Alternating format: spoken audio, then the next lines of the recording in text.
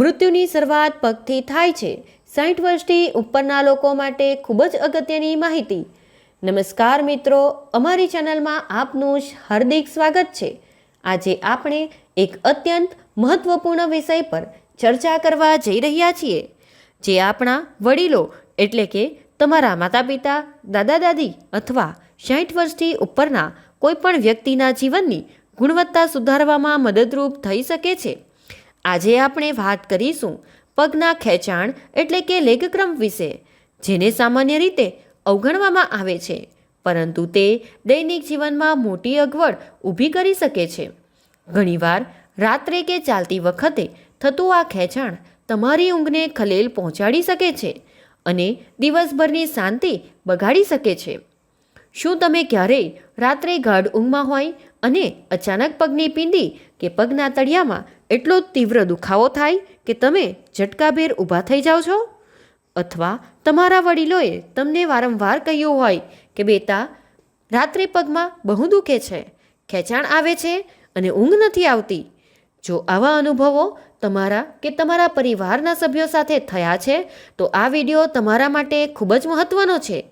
આજે આપણે માત્ર પગના ખેંચાણના કારણો જ નહીં જાણીએ, પરંતુ ખાસ કરીને વરિષ્ઠ નાગરિકોમાં આ સમસ્યા કેમ વધુ જોવા મળે છે તેની ચર્ચા કરીશું. સૌથી અગત્યનું, આપણે 3 એવા ચમત્કારિક ખાદ્ય પદાર્થો વિશે માહિતી મેળવીશું, જે ફક્ત ખેંચાણને ઘટાડશે એટલું જ નહીં, પણ તમારા પગના સ્નાયુઓને ફરીથી મજબૂત અને કાર્યક્ષમ બનાવવામાં મદદ કરશે. મિત્રો, એક જૂની જાપાની કહેવત છે જે ખૂબ જ ગહન અર્થ ધરાવે છે. મૃત્યુની શરૂઆત પગથી થાય છે. આ માત્ર શાબ્દિક અર્થ નથી, પરંતુ તે શરીરના એક અત્યંત મહત્વપૂર્ણ ભાગની કાર્યક્ષમતા દર્શાવે છે. ચીનમાં પણ એવું કહેવાય છે કે જેમ માણસ વૃદ્ધ થાય છે, તેના પગ સૌથી પહેલાં વૃદ્ધ થાય છે. આયુર્વેદમાં પણ વૃદ્ધાવસ્થાને વાતદોષનો સમય ગણવામાં આવે છે. વાતદોષની વૃદ્ધિથી શરીરમાં શુષ્કતા, સાંધાનો દુખાવો અને સ્નાયુઓમાં ખેંચાણ જેવી સમસ્યાઓ વધે છે. કદાચ આ સાંભળીને થોડું વિચિત્ર લાગે, ખરું ને? પરંતુ આ માત્ર લોકવાયકા નથી. આ એક ગંભીર અને વૈજ્ઞાનિક હકીકત છે. જ્યારે આપણા પગ નબળા પડવા લાગે છે, ત્યારે માત્ર ચાલવા ફરવામાં જ મુશ્કેલી નથી થતી, પરંતુ શરીરનું આખું સંતુલન ખોરવાઈ જાય છે. વિચારો, જો તમારા પગ મજબૂત ન હોય તો તમે કેવી રીતે રોજિંદા કાર્ય કરી શકશો? આયુર્વેદમાં એવું માનવામાં આવે છે કે પગની મજબૂતી આખા શરીરની તંદુરસ્તી અને દીર્ઘાયુષ્યનું પ્રતીક છે. જો તમે 60 વર્ષથી ઉપરના છો કે તમારા ઘરમાં કોઈ વડીલને રાત્રે પગમાં સતત દુખાવો, કડકપણું કે ખેંચાણની ફરિયાદ હોય, તો આને ક્યારેય નાની સમસ્યા ન ગણશો. આ તમારા શરીરનો એક સ્પષ્ટ ચેતવણી સંદેશ હોઈ શકે છે, જે સૂચવે છે કે શરીરની આંતરિક પ્રણાલીમાં ક્યાંક ગડબડ ચાલી રહી છે, જેને ધ્યાન આપવાની જરૂર છે. ચાલો આ સામાન્ય લાગતી પણ ગંભીર સમસ્યાના મૂળમાં જઈએ. આધુનિક રિસર્ચ દર્શાવે છે કે 60 વર્ષથી ઉપરના લગભગ દર 3માંની 1 વ્યક્તિને નિયમિત રીતે પગના ખેંચાણનો સામનો કરવો પડે છે. આમાંથી મોટાભાગના કેસ રાત્રિના સમયે થાય છે, જેના કારણે ઊંઘમાં ભંગ પડે છે અને દૈનિક જીવન પર નકારાત્મક અસર થાય છે.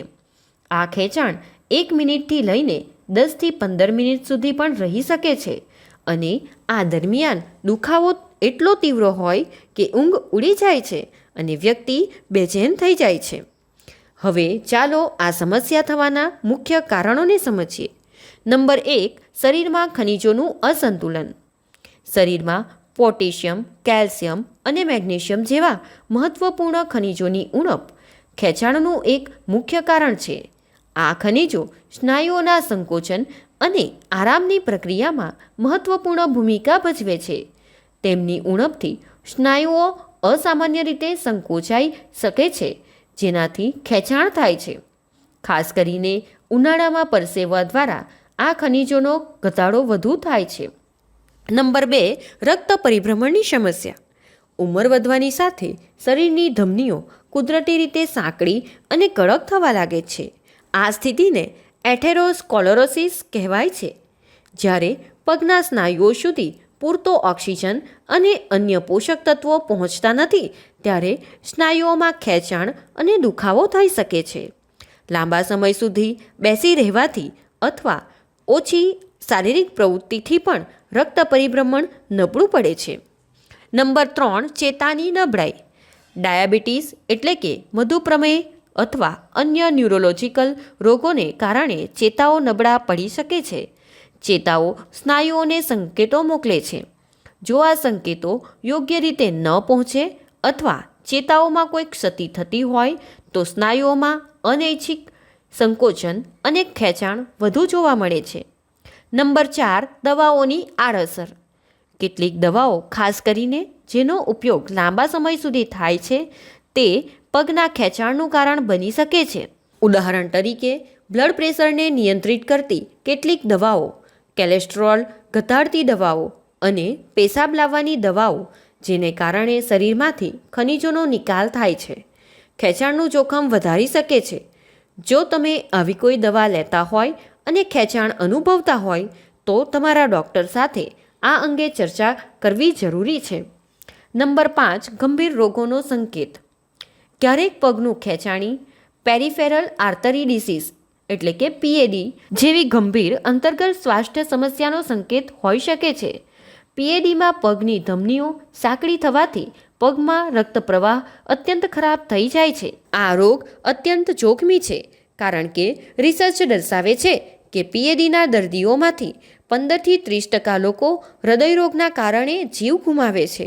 તેથી જો ખેંચાણ ખૂબ જ તીવ્ર હોય, રોજ થતું હોય કે લાંબો સમય રહે તો તાત્કાલિક ડૉક્ટરની સલાહ લેવી અનિવાર્ય છે. મિત્રો, ચિંતા ન કરો.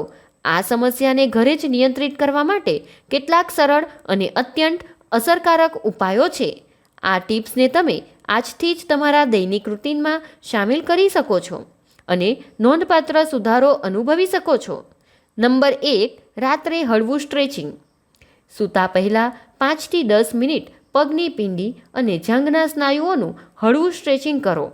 આનાથી સ્નાયુઓ રિલેક્સ થશે, તેમનું લચીલાપણું વધશે અને રાત્રે થતા ખેંચાણની શક્યતા ઘટશે.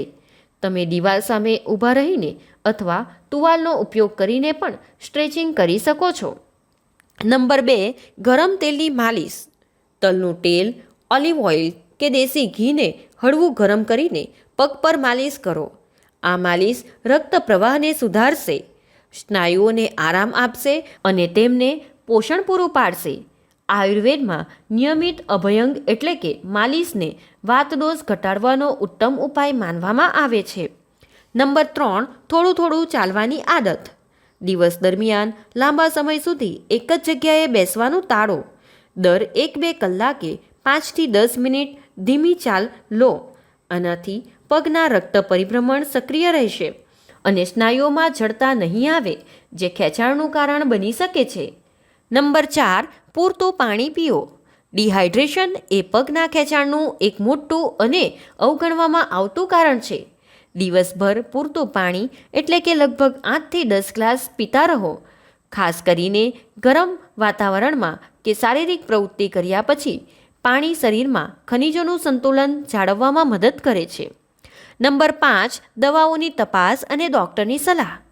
જો તમે કોઈ લાંબા ગાળાની દવા લઈ રહ્યા છો અને ખેંચાણ અનુભવો છો તો તમારા ડૉક્ટરને પૂછો કે શું આ ખેંચાણ તેની આડઅસર તો નથી ને?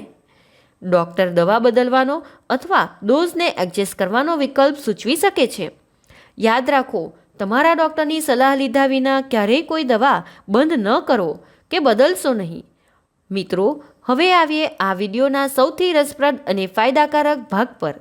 અહીં હું તમને એવા 3 કુદરતી ખાદ્ય પદાર્થો જણાવીશ જે માત્ર પગના ખેંચાણને ઘટાડવામાં જ નહીં પરંતુ તમારા પગના સ્વાસ્થ્ય અને મજબૂતીમાં પણ નોંધપાત્ર સુધારો લાવશે. જાણે કે તમારા પગ ફરીથી યુવાન બની રહ્યા હોય. નંબર 1, કેળું અને પલાળેલા મુનક્કા. કેળું એ પોટેશિયમનો એક અદ્ભુત સ્ત્રોત છે. પોટેશિયમ એક મહત્વપૂર્ણ ઇલેક્ટ્રોલાઇટ છે જે સ્નાયુઓના યોગ્ય કાર્ય અને ચેતા સંકેતોના પ્રસરણ માટે જરૂરી છે. પોટેશિયમની ઉણપ સીધી રીતે સ્નાયુઓના ખેંચાણ સાથે સંકળાયેલી છે, જ્યારે મુનક્કા, જેને મોટી સૂકી દ્રાક્ષ પણ કહેવાય છે, તે મેગ્નેશિયમ અને આયનથી ભરપૂર હોય છે. મેગ્નેશિયમ સ્નાયુઓને આરામ આપવામાં અને ખેંચાણ ઘટાડવામાં મદદ કરે છે, જ્યારે આયન રક્ત પરિભ્રમણ સુધારે છે, જેનાથી સ્નાયુઓને પૂરતો ઓક્સિજન મળે છે. યાદ રાખો, મુનક્કા અને કિસમિસ એક નથી. કિસમિસ નાની અને પાતળી હોય છે, જ્યારે મુનક્કા મોટા અને જાડા હોય છે. મુનક્કાનો રંગ ઘેરો બદામી હોય છે અને તેમાં બીજ હોય છે, જે કાઢીને ખાવા જોઈએ, જ્યારે કિસમિસમાં બીજ નથી હોતા. મુનક્કા સ્વાદમાં મીઠા હોય છે, જ્યારે કિસમિસ સહેજ ખાટી હોઈ શકે છે. કેવી રીતે સેવન કરવું? રોજ સવારે નાસ્તામાં એક પાકેલું કેળું ખાઓ. રાત્રે સૂતા પહેલાં 4-5 મુનક્કાના બીજ કાઢીને પાણીમાં પલાળી દો અને સવારે ખાલી પેટે તેનું સેવન કરો. જો તમને ડાયાબિટીસ હોય તો આનું સેવન કરતાં પહેલાં તમારા ડૉક્ટરની સલાહ જરૂર લો, કારણ કે કેટલાક લોકોમાં મુનક્કાથી બ્લડ શુગર વધી શકે છે. નંબર 2, તલ. આ નાનકડું પણ અત્યંત શક્તિશાળી બીજ છે. તલ એ કેલ્શિયમ અને મેગ્નેશિયમનો ઉત્તમ અને કુદરતી સ્ત્રોત છે, જે ખેંચાણ ઘટાડવા માટે અત્યંત જરૂરી છે. કેલ્શિયમ હાડકાં અને સ્નાયુઓની મજબૂતી માટે અનિવાર્ય છે, જ્યારે મેગ્નેશિયમ સ્નાયુઓને આરામ આપવામાં મદદ કરે છે. આયુર્વેદમાં તલને વાતદોષ ઘટાડનાર અને સ્નાયુઓ સાંધાને મજબૂત કરનાર શ્રેષ્ઠ ઔષધિ માનવામાં આવે છે. કેવી રીતે સેવન કરવું?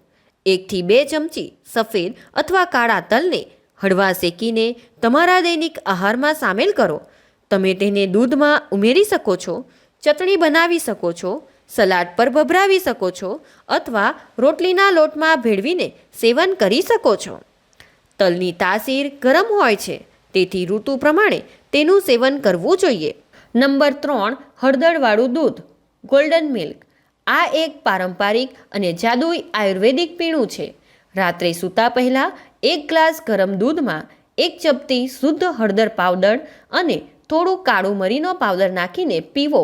હળદરમાં રહેલું કર્ક્યુમિન નામનું તત્વ શક્તિશાળી એન્ટી ઇન્ફ્લેમેટરી ગુણધર્મ ધરાવે છે, જે સ્નાયુઓમાં થતી બળતરા અને દુખાવાને ઘટાડવામાં મદદ કરે છે.